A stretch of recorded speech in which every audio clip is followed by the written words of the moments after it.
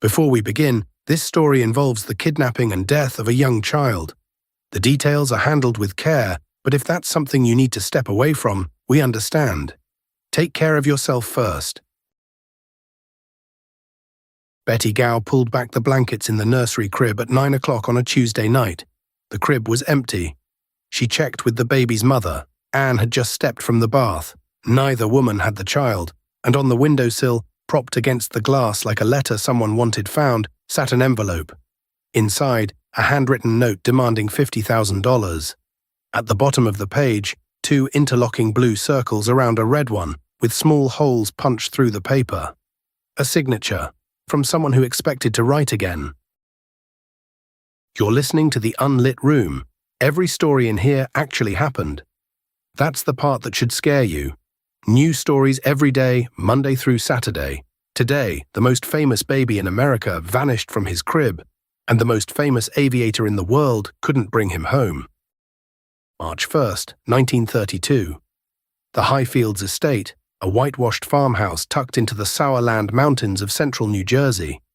Charles Lindbergh had chosen the property for its isolation. 5 years earlier, he'd become the most celebrated man in America after flying solo across the Atlantic. Now he wanted quiet. His 20-month-old son, Charles Jr., slept in a second-floor nursery with a window facing the tree line. Lindbergh grabbed a rifle and went outside with his butler, Ollie Watt Lee. Beneath the nursery window, the soft mud held impressions, not clear footprints, but weight marks. Scattered nearby, 3 sections of a crude, homemade wooden ladder. It had been built to fold, to collapse into something a man could carry.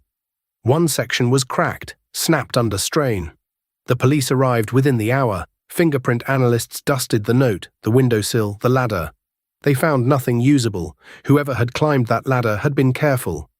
The ransom note itself was strange. The English was broken.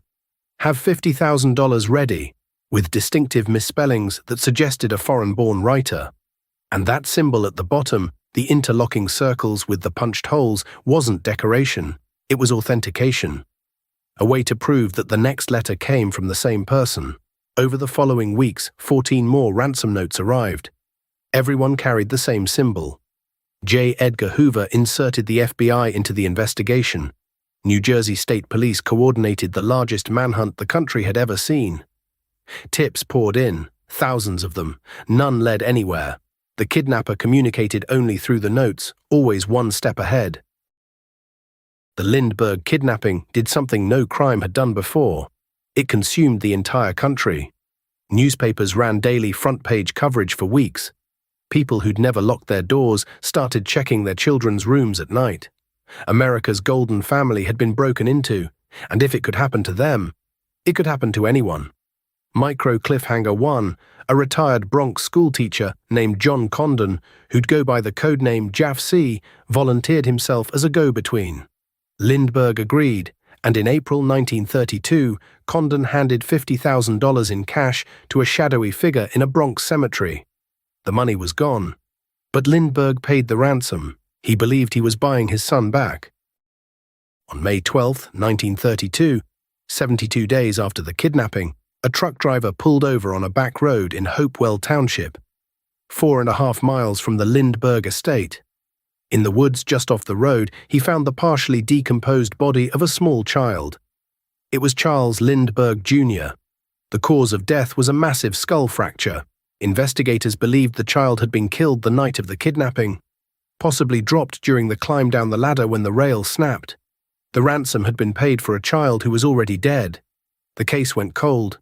2 years passed. The kidnapper spent none of the marked money, or if he did, nobody noticed. The investigation stalled. Leads dried up. The most famous crime in America had no suspect. In the spring of 1933, President Roosevelt signed an executive order pulling all gold certificates from circulation. Americans had until May 1st to exchange them at banks.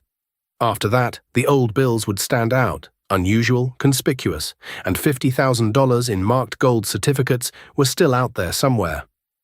Micro Cliffhanger 2. For 2 years, the kidnapper lived free. Then he stopped at a gas station. September 19, 1934. A man paid for gas at a Bronx filling station with a $10 gold certificate. The attendant thought it was odd. Gold certificates were rare by then, almost out of circulation. He wrote the customer's license plate number on the bill, just in case. When the bill reached a bank, a teller cross-referenced it against the list of serial numbers from the Lindbergh ransom. It matched. The license plate belonged to Bruno Richard Hauptmann, a German immigrant and carpenter living in the Bronx. When police searched his garage, they found over $14,000 in ransom money hidden inside. Hauptmann claimed a friend had given him the cash. That friend, he said, had gone back to Germany and died. But the most devastating evidence wasn't the money. It was wood. Arthur Kohler, a wood technologist from the U.S. Forest Service, had spent 2 years analyzing the kidnapper's ladder. He'd traced the lumber through mills, lumber yards, and supply chains.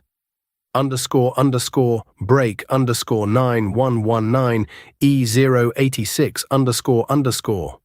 And one plank, a single rail in the ladder's top section, which investigators called Rail 16, had a grain pattern that matched precisely to a floorboard missing from Bruno Hauptmann's attic.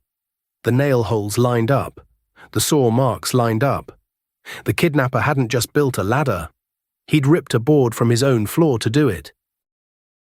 Not everyone accepts that the case is closed. The official record is straightforward. Hauptmann did it alone, the evidence convicted him, and justice was served. But historians have raised questions that linger. Some researchers, including journalist Anthony Scaduto and authors Gregory Algren and Stephen Monnier, have argued that Hauptmann may not have acted alone, or may not have been the kidnapper at all. They point to the handling of evidence, the enormous public pressure for a conviction, and the fact that Condon's identification of Hauptmann was inconsistent across statements. Hauptmann himself maintained his innocence through his trial, through his appeals, and in his final words before execution. Others counter that the wood evidence alone is nearly impossible to explain away. Rail 16 came from Hauptmann's attic.